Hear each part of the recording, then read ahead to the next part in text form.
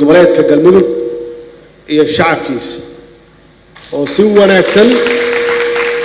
oo walatinimo leh noogu soo dhaweeyay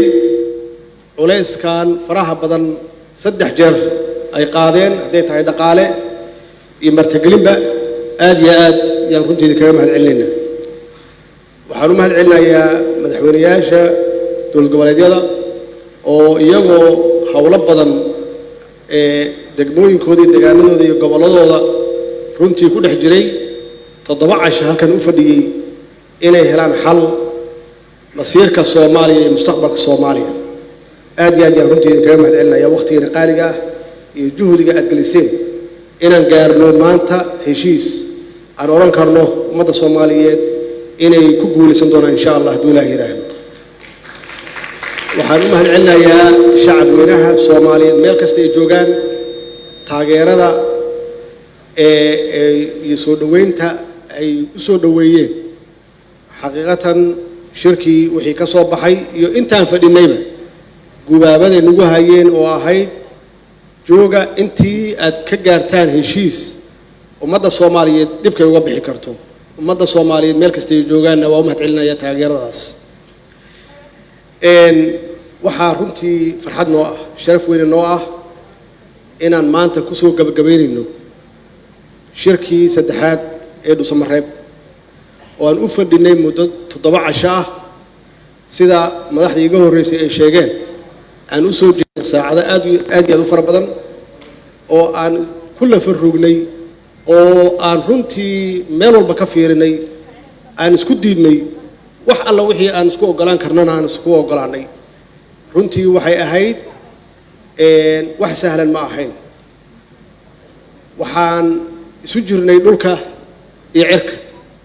iyo xaqiiqatan iyagu waxay taagnaayeen inay wax soo xulaan oo waliba numberkii 51 ahaa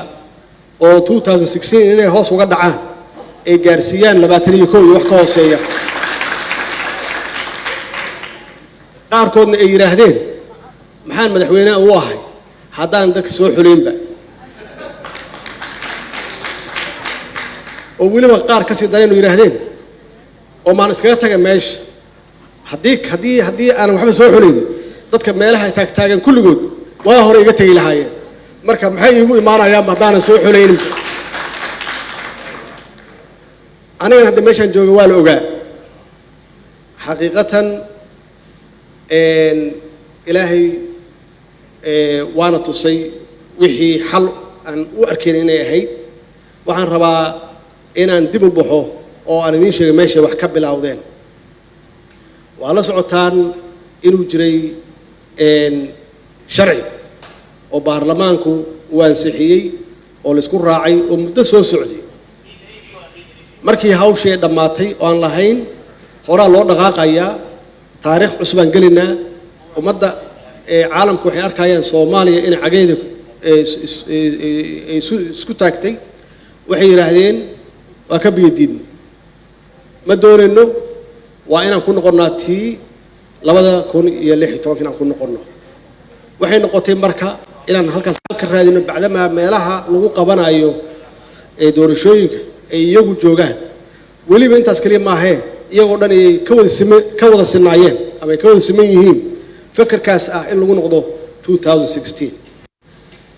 si aan marka u bilowno wada hadal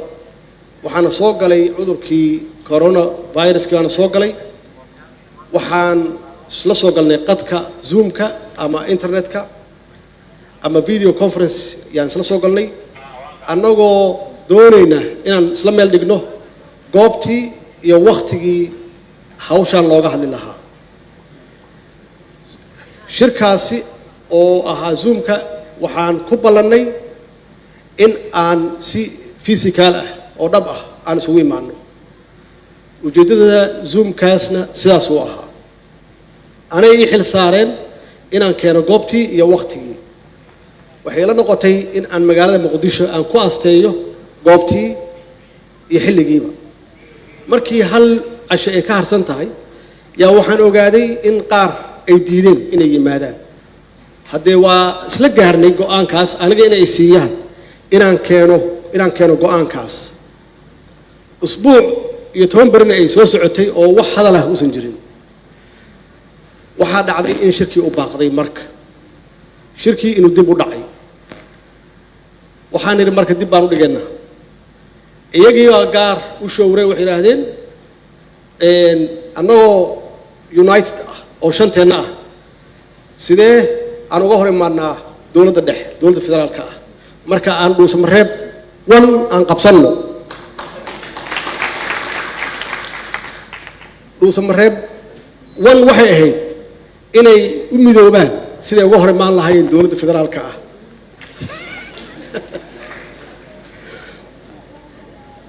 waxay u arkeen inaysan xal ahayn haddii aan hal mar wada imaano meeshii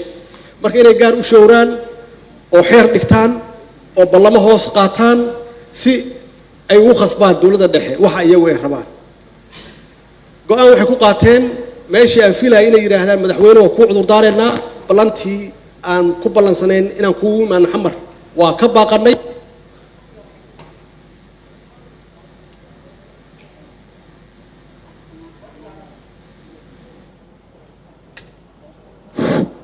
fadhigaagaan kugu imaanayna waxay yiraahdeen haday dan ka hayso election inaad gashaan 2021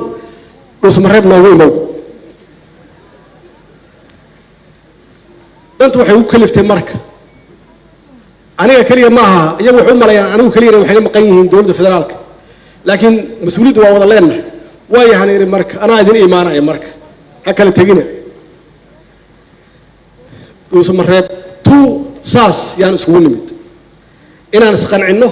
oo aan wada hadalno oo aan wax meel wada dhigano waxaan u yimid dad iyo xanaaqsanba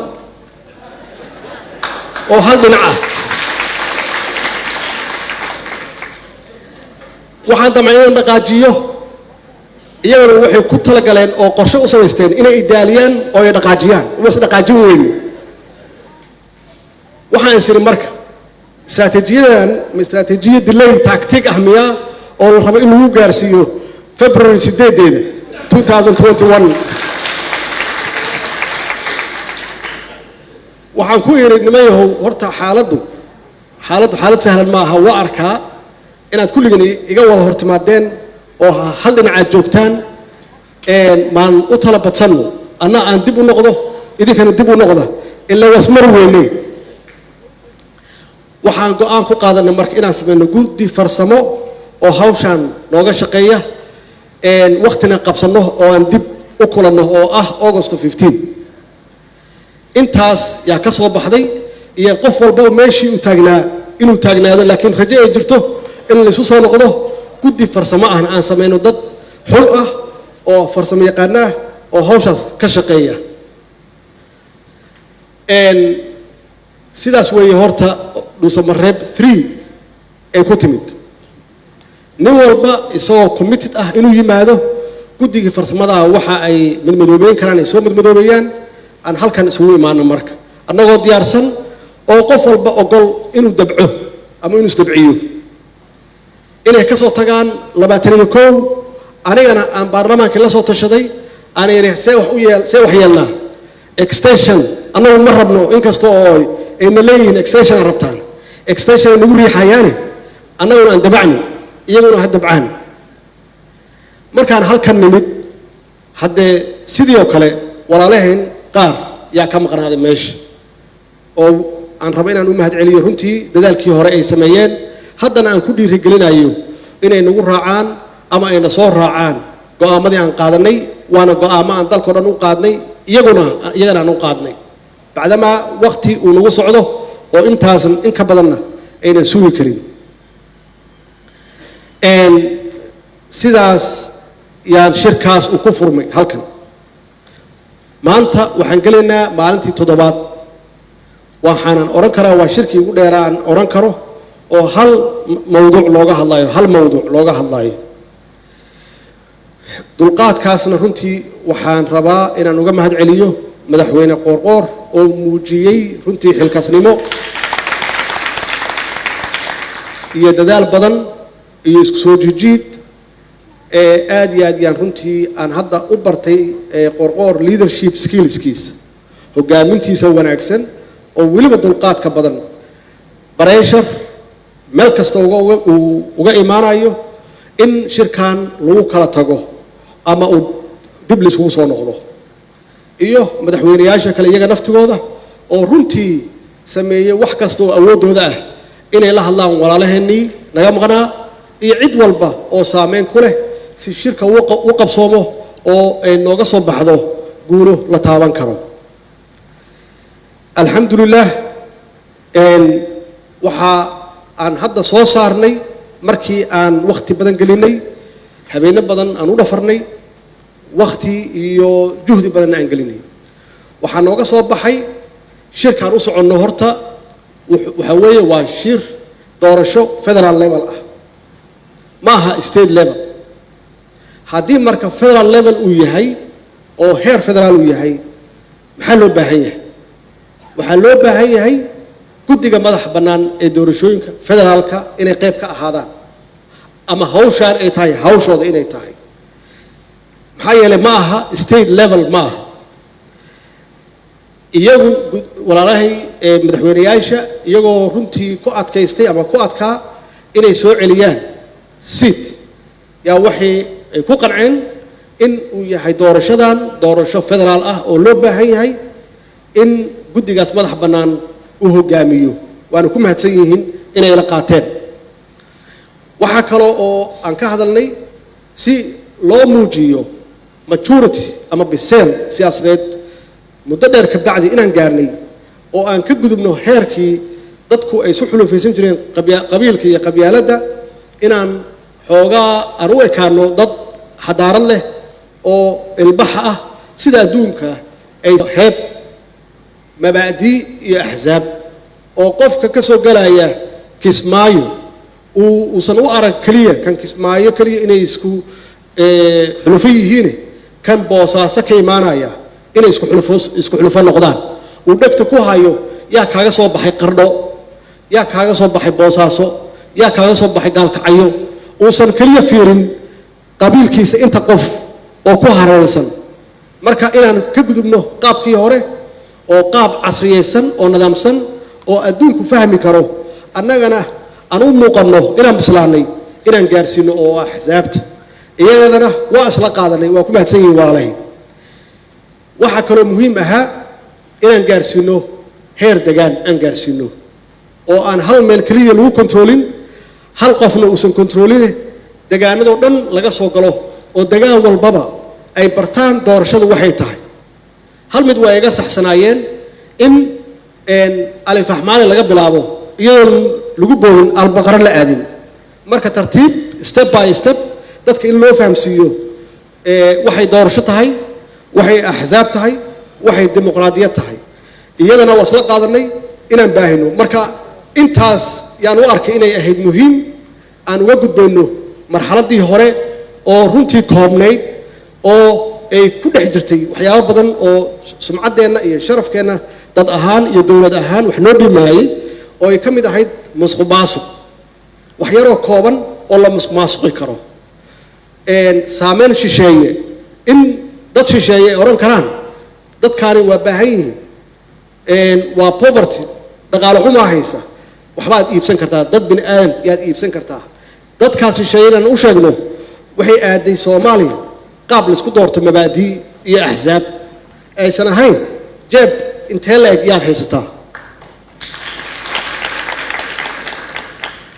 alxamdulilah taasna waxay ii noqotay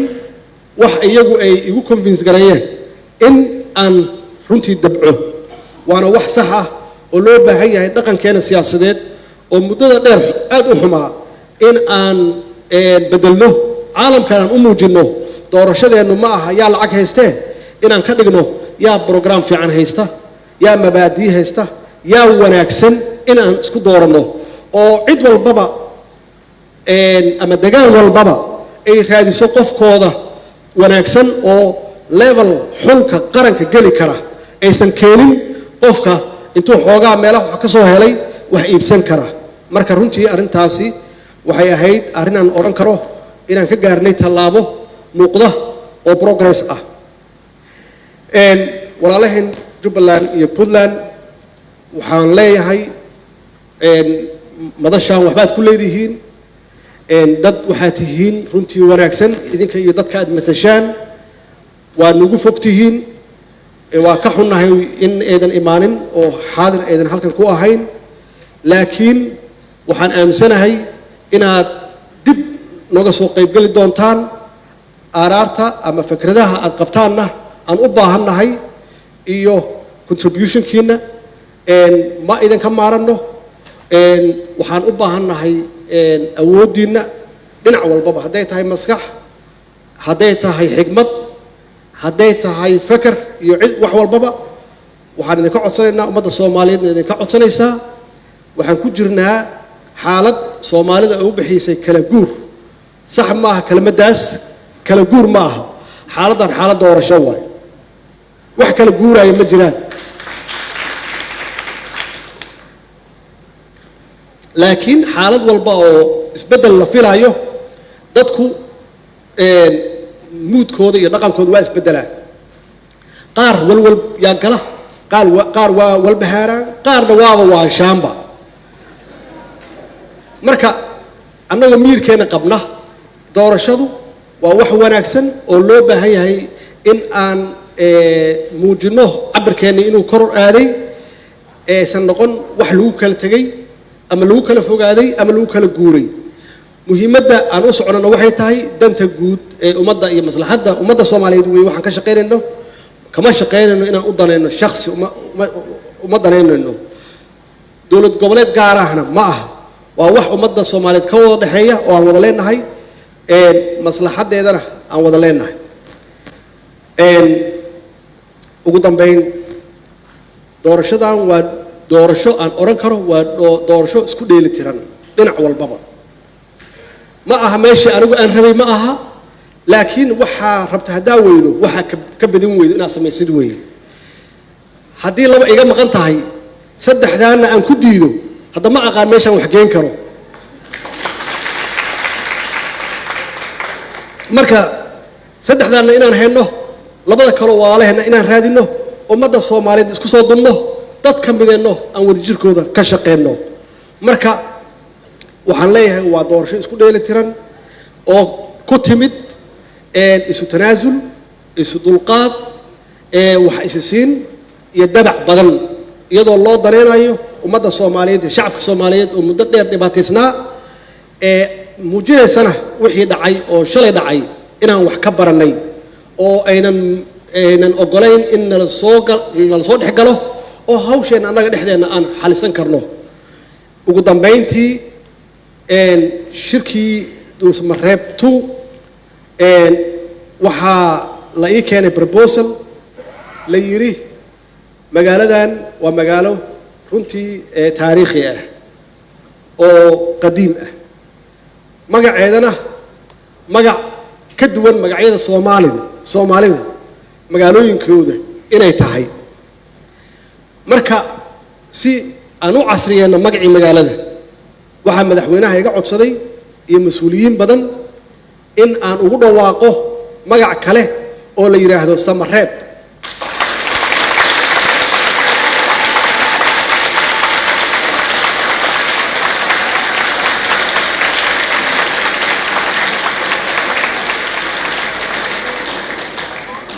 mudane madaxweyne wax badan baa lagu soo caaramaalay dhuusamareeb hadda haddii aad noqoteen samareeb waa idin la qaatay